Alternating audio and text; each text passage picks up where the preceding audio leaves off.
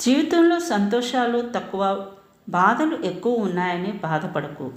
చెట్లో ఆకులు ఎక్కువ కానీ పూచే పువ్వులు తక్కువ. అందరూ పూలనే చూస్తారు కానీ ఆకులను పట్టించుకోరు. అపార్థం చేసుకోవడానికి అరక్షణం సరిపోతుంది కానీ అది అబద్ధం అని తెలిసినప్పుడు క్షమించమనడానికి జీవితం సరిపోదు.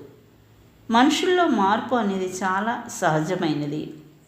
ఎలా మారాలి అనేది వివేకం చెబుతుంది. ఎప్పుడు మారాలి అన్నది అనుభవం చెబుతుంది.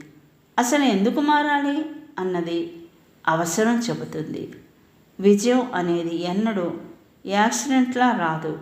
అది అనేక అపజయాల తర్వాత వచ్చే చివరి ఫలితం. డబ్బు దీన్ని తక్కువగా వాడుకుంటే మిమ్మల్ని కష్టాల్లో ఆదుకుంటుంది. అదే విచ్చలవిడిగా వాడితే మీ జీవితంలో ఆడుకుంటుంది. జీవితంలో ఎవరికి ఎక్కువగా దగ్గర అవ్వద్దు. దగ్గరై బాధపడటం కన్నా మన హద్దుల్లో మనం ఉంటే చాలా మంచిది. ఈ సృష్టిలో వెలకట్టలేనివి, కొనలేనివి ఏదైనా ఉంది అంటే అవి ప్రేమ, అనురాగాలు మాత్రమే.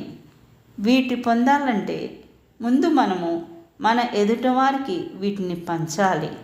అప్పుడే మనం పొందగలము. ఆకలి గొప్పదా, ఆలోచన గొప్పదా అంటే ఆకలి అవసరాన్ని చూపిస్తుంది, ఆలోచన బ్రతకడం నేర్పిస్తుంది.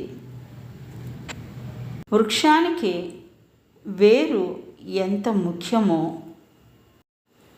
మనిషికి విలువలు అంత ముఖ్యము.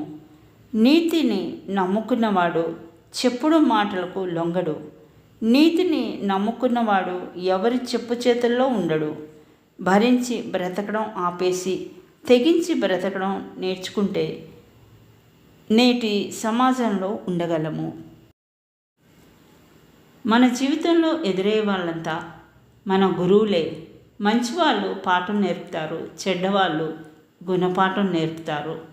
కష్టాలు భయపెట్టడానికి రావు, ఎలా బ్రతకాలో నేర్పడానికి వస్తాయి. మన మాటల్లో ఇష్టాన్ని, మన కళ్ళల్లో కష్టాన్ని తెలుసుకున్న వారే మన నిజమైన ఆత్మీయులు.